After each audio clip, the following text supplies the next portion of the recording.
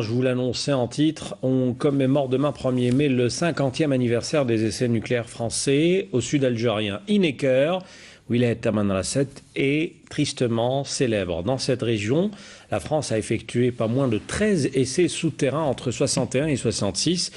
50 ans plus tard, 50 ans sont passés depuis la catastrophe nucléaire de Beril et les dégâts sont perceptibles à nos jours. Reportage de Faiza Mokran, le récit de Malika Bellel.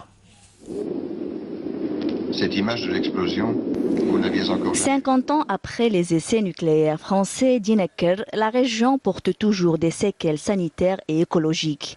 Les expériences nucléaires accomplies dans le sud du pays entre 1960 et 1968 continuent de noircir l'air dans la région de Ain Mguel.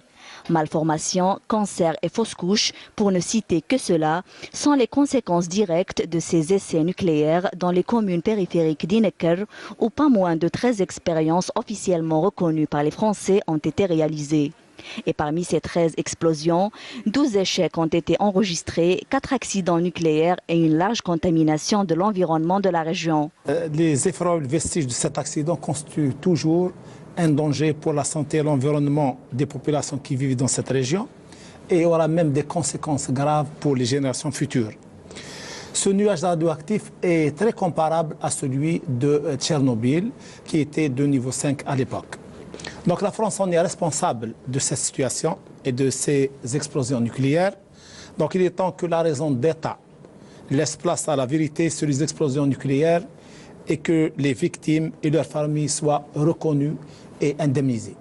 1er mai 1962, le tir Beril, 4 fois la puissance de la bombe d'Hiroshima, fait trembler Ineker.